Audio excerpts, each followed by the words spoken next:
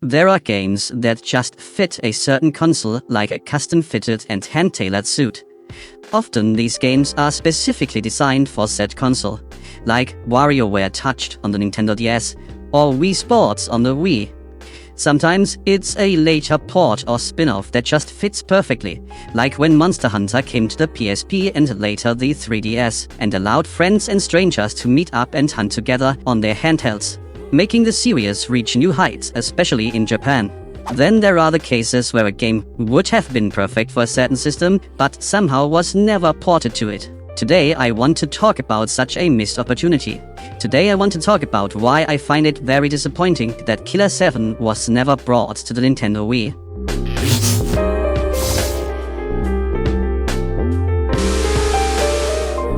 Look guys, I know this shouldn't annoy me, at least not anymore in the year 2025. I should have gotten over this by now, but I'm still so sad this never existed. Well, anyway, Killer 7 is an action-adventure game that uses highly stylized cel-shaded graphics, something the GameCube could do really well.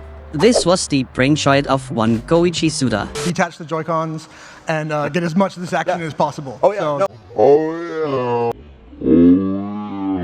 aka Suda51, so you know it's gonna be wacky and special. And so it was. You play as the Killer 7, a group of assassins that seem to be able to teleport through CCTV camera transmissions or something. Well, it's not really a group of assassins, it's a group of personalities of some old dude. It's about Japanese and American politics, it's about nuclear weapons, it's about killers, and it's about weird dudes in masks telling you to shush. There's a dude that always wears a different shirt. A dude with a mask that gives you hints, and sometimes there is severed heads in washing machines that give you rings with elemental powers. Hello there. You solve some puzzles,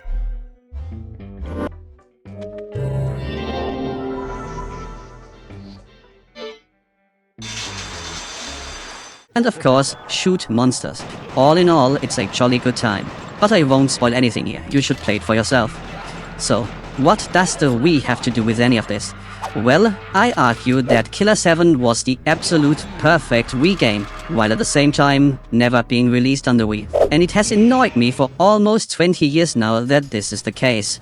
I don't think it's hard to see why I think it would have been a perfect Wii game either. Anyone who is familiar with the gameplay and control scheme of it probably already had an "oh my god, you're right" moment. For the uninitiated among us, let me explain the gameplay loop of Killer 7.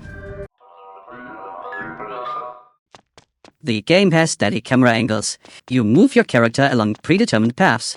When you reach a junction point, you decide which way to go and move along that path now. You move forward by holding the A button, and you turn around by pressing the B button. The Z button lets you flip between camera angles. This is the main way to get around the game levels. And already you might see where I'm coming from when I say this would have been perfect for the Wii. A game where your main movement is done by using two buttons, and by selecting which way to turn to through a menu system. And it gets even better once the combat system comes into play. You see, at any time you can hold down the right trigger to go into first-person mode. Here you aim like in an FPS and shoot enemies. It almost has a light gun shooter quality to it, as you stand still while enemies come towards you. Reloading is done by flicking the C-stick, and you scan enemies by pressing the left trigger. All you have to do to make this perfect for the Wii is to change the FPS-like aiming with the crosshairs in the center to an aiming system similar to that of Resident Evil 4 on the Wii. Given how simple these controls are, given how one of the main gameplay elements is standing still and shooting enemies, and given that the Wii Remote can easily accommodate both the simple movement controls and aiming while standing still, it should be obvious by now why I think it fits so perfectly. But to make my argument complete, let us now map Killer 7's controls to the Wii Remote together. No nunchuck needed. And here's what I came up with. The less important functions like opening the map and the pause menu have been mapped to 1 and 2 respectively. Going up the importance ladder, we have changing the camera, which I would map to the D-pad up button. Next is using the special abilities of the characters, which is used in puzzles. Let's map this to D-pad left or right, or why not both? Now for the important ones. D-pad down to turn around, and B to move forward. Why B and not A like on GameCube? Because we will use the A button to toggle between aiming and walking mode. Once you come to a junction, you use your pointer to select which path to turn to, and with this, the general traversal is taken care of. Now, let's see what we can do with the combat. Scanning for enemies can easily be mapped to the minus button. It's an easy-to-reach button, which is important. Charging your shots can be right next to it on the plus button. Makes sense, right? You press plus to increase your firepower. Reloading is next. Since you reload on GameCube by flicking the C-stick, let's turn that into actual flicking, aka shaking the Wii remote. We also need a way to use the counter-attack. I think this could be done by thrusting the Wii remote forward, like a stab, a fitting motion for a melee attack, I think. For motion control haters, however, these last two could also easily offer a setting to map them to the D-pad buttons instead, of course. But it's the Wii, so let's do the Wii thing and shake it. And last but absolutely not least, aiming, which of course will be done light gun shooter style with the infrared pointer of the Wii remote. And of course you shoot by pressing the B trigger. That one is an obvious choice, I think, and is also why we needed the A button to be free to toggle between modes. Like, come on guys, doesn't this already look like the game was designed for the Wii? Do you see how perfect this is? Look at it, look at it. It is so utterly perfect. I am so unreasonably annoyed that this never happened, with an emphasis on unreasonably.